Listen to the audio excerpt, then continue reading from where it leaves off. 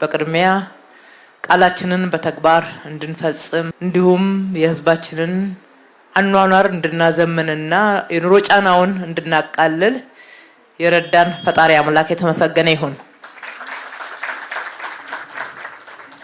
የዚህ ዘመናዊ የመኪና ፓርኪንግ አገልግሎት የዘመነ አስተሳሰብ ምንጭ አገልግሎትን የሚያዘምን ትልቅ ትርጉም ያለው ስራ የተሰራበት ነው። ይህ ፕሮጀክት ደግሞ በመገናኛና ሾላ መካከል የሚገኝ እጅግ ስትራቴጂክ ቦታ ላይ የተሰራ ነው። ሁላችንም እንደምናውቀው ሾላ ላይ ከፍተኛ የንግድ እንቅስቃሴ አለ። ሞቢሊቲ በከፍተኛ ሁኔታ የሚጨናነቅበት የትራፊክ መጨናነቅ በሰውም በተሽከርካሪም የሚገኝበት መኪና ማቆም አስቸጋሪ የሚሆንበት ስፍራ ነው። ስትራቴጂካሊ ይህ ቦታ ታቅዶ ተሰርቶ ለዚህ አገልግሎት መብቃቱ ንግድን ያሳልጣል፣ ኢኮኖሚን ያነቃቃል፣ ማህበራዊ ኑሮን በአግባቡ እንድንመራ ሊያደርገን የሚችል ነው። ከመገናኛ ላይም በርካታ ጫናዎችን ያቃልላል፣ ሾላ ንግድ ስርዓትንም ያሳልጣል። በዚህ ትልቅ አገልግሎት የሚሰጥ ስፍራ ነው። እንግዲህ በአጠቃላይ ከተማችን ላይ የፓርኪንግ እና የተርሚናል አገልግሎቶችን በሰፊው ስንገነባ አጠቃላይ የትራንስፖርት አገልግሎቱን ለማሳለጥ ነው። የትራንስፖርት አገልግሎት ለብልጽግናችን መሰረታዊ ግብአት ያለው ስለሆነ ከለውጡ ወዲህ ወደ 150 የሚሆኑ የተሽከርካሪ ማቆሚያዎች 49 ተርሚናሎችን ገንብተን ለህዝባችን አገልግሎት ክፍት ማድረግ ችለናል። ከለውጡ በፊት በመንግስት የተሰራ ፓርኪንግ ተብሎ የሚጠራ ቦታ 2 ብቻ ነው። ከዚህ ከ2 ቁጥር ተነስተን ነው ዛሬ ከለውጡ ወዲህ በገነባናቸው 150ኛውን ዛሬ እያስመረቅን ያለ ነው። ይሄ የኢኮኖሚና ማህበራዊ እንቅስቃሴን በማሳለጥ ያለውን ትልቅ ጠቀሜታ መመገንዘብ የተሰራ ነው። አገልግሎቶችን በማሳለጥ የህዝባችንን የኑሮ ጫና እንቀንሳለን። የተናገርነውን ቃል በተግባር ፈጽመን ለህዝባችን ዘመናዊ አገልግሎት በማቅረብ በኩል የጀመርነውን ስራ አጠናክረን እንሰራለን። ትራንስፖርት ለህዝባችን አንዱ ትልቅ ጫና ነው። የትራንስፖርት አገልግሎትን ማሳለጥ፣ ማቃለል፣ ለህዝባችን ምቹ የትራንስፖርት መጠበቂያ ቦታ፣ መገልገያ ቦታ ማቅረብ ተጠናክሮ የሚቀጥል ጉዳይ ነው። በዚህ ዘመን ቁጥር ብቻ አይደለም የምናገረው፣ ከቁጥር አንፃርም ትልቅ ትርጉም ያለው ነው። እነኚህ ወደ 150 የሚደርሱ የተሽከርካሪ ማቆሚያዎች ከ35000 በላይ ተሽከርካሪዎችን በአንድ ጊዜ ማቆም የሚችሉ ናቸው። ምን ማለት እንደሆነ ከዚህ ተነስተን ሁላችንም የምንገነዘበው ይሆናል።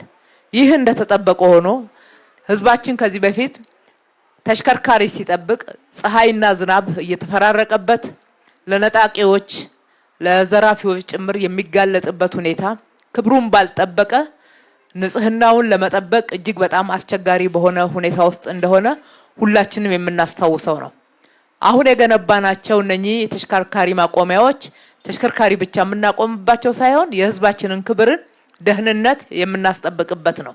ከሁሉ በላይ ዝናብና ፀሐይ ሳይፈራረቅበት በመልካም ንጹህ በሆነ ቦታ ተቀምጦ ተሽከርካሪን ይጠብቃል፣ ትራንስፖርት አገልግሎት ያገኛል። ደህንነቱም በዛው ነው ያክል በዘመናዊ ቴክኖሎጂ ቁጥጥር ስር እንዲሁም ደግሞ ስርዓትን በጠበቀ መልኩ የሚገለገልበት መሆኑ አጠቃላይ ከተማችን የማዘመን አካል የህዝባችን አኗኗር የማዘመን አካል አድርገን እንመለከተዋለን። እንግዲህ እንደዚህ አይነት ስራዎችን በምንሰራበት ወቅት ሁሉ ጊዜ የበለጠ ለመስራት የምንታጠቅበት የምንነሳሳበት እንጂ በሰራነው ብቻ የምንኩራራ አይደለም።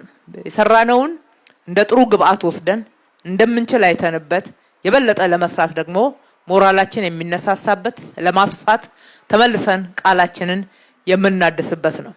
የህዝባችን የኑሮ ጫናውን የምናቃልለው እንደዚህ በሚታይ በሚጨበጥ ተጨባጭ ለውጦችን በሚያመጣ ውጤት ነው። በተለያየ መንገድ ለህዝባችን የኑሮ መቃለል አንድ ነገር ጠብ ማድረግ በማይችል የፕሮፓጋንዳ ስራ ህዝባችንን የሚያስለቅሱ በማስለቀስ ኑሮን ያቃልሉለት ይመስል ምሬቱን አጋነው ለተጨማሪ ምሬት ለመስጠት ለራሳቸው ጥቅም የሚገለገሉበትን በተለያየ መንገድ ሲያጋጥመን እናያለን።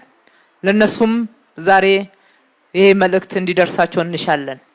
የህዝቡን ኑሮ እውነት ጫናው የሚሰማቸው ከሆነ የህዝቡን ኑሮ ጫና ለማቃለል የሚያስችል አንድ ጠብ የሚል ነገር መስራት እንጂ አልቅሶ ማስለቀስ ለህዝባችን በኑሮ ጫናው ላይ ሌላ ጫና ለማምጣት ካልሆነ በስተቀር አንዳች የሚፈይደው ፋይዳ የለምና ይልቅስ እንተባበር፣ አብረን እንስራ። ያለችን አንድ ሀገር ናት። ሀገራችንን ለማበልጸግ የህዝባችንን ኑሮ ለማዘመን የኑሮ ጫናውን ለማቃለል በጋራ መስራት የበለጠ ህዝባችንን ተጠቃሚ ያደርጋል።